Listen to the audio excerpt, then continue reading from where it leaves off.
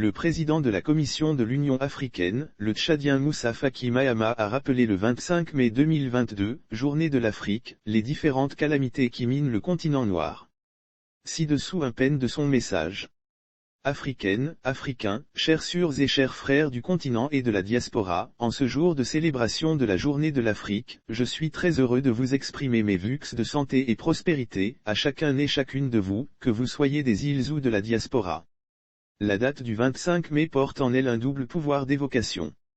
Les premiers objectifs de l'UA au plan mémoriel, elle nous replonge dans la fraîcheur juvénile des premiers moments de l'organisation de l'unité africaine.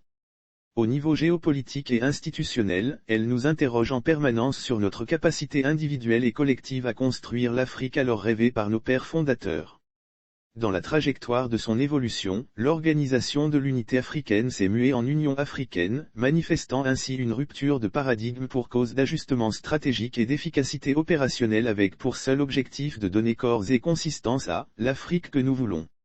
L'Afrique est, depuis une dizaine d'années confrontée aux défis du terrorisme, de l'extrémisme viol et de la criminalité transnationale plus que par le passé, les défis sont toujours plus nombreux et parfois plus complexes, rendant plus ardue la tâche de les relever avec succès.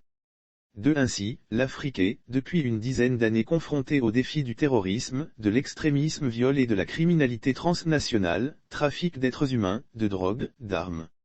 Le terrorisme en particulier ne cesse de gagner du terrain. Aujourd'hui, de nombreux États consacrent une bonne partie de leurs ressources et leurs énergies pour lutter contre ce phénomène ou pour s'en prémunir, privant ainsi des secteurs vitaux tels que la santé et l'éducation des moyens dont ils ont besoin. Lire aussi Côte d'Ivoire, le parti de Laurent Gbagbo vise un retour au pouvoir dès 2025. Le continent fait par ailleurs face aux désastres générés par la mauvaise gouvernance que n'arrive plus à dissimuler l'exigence de transparence imposée par une population de plus en plus ouverte au monde par le biais des nouvelles technologies de l'information et communication.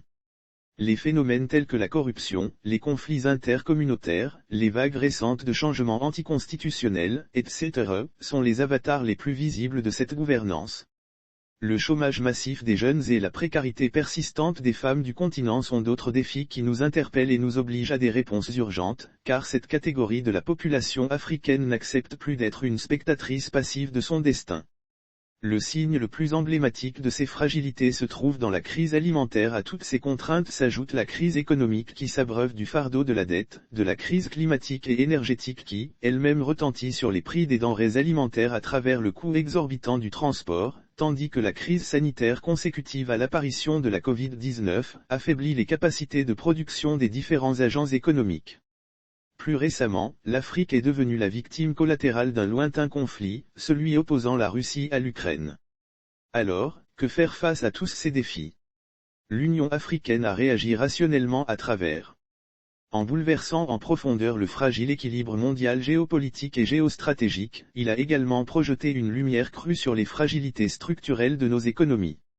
Le signe le plus emblématique de ces fragilités se trouve dans la crise alimentaire consécutive au désordre climatique, à la crise sanitaire 3 de la Covid-19, amplifiée aujourd'hui par la guerre en Ukraine. Cette crise se caractérise par un rétrécissement de l'offre mondiale en produits agricoles et une forte inflation du prix des denrées alimentaires. Alors, que faire face à tous ces défis? Lire aussi PDCIRDA Délégation Cocody 1, une décision impopulaire de Bédier suscite une grosse colère. L'Union africaine a réagi rationnellement à travers une série d'actions et une production normative abondante déclinée en décisions, conventions et en stratégies définissant les mécanismes d'action en vue de parvenir aux objectifs souhaités. Il y a par exemple la courageuse réforme institutionnelle de l'Union africaine engagée depuis 2016 et dont le but est d'améliorer la gouvernance de l'institution et faire d'elle un acteur clé dans le multilatéralisme. Il y a ensuite la zone de libre-échange continentale africaine, ZLECAF, entrée en vigueur en 2021, qui fait de l'Afrique le plus grand marché commun du monde et constitue un accélérateur de l'intégration continentale. Elle vient renforcer les mesures prises en matière de libre circulation des personnes et des biens.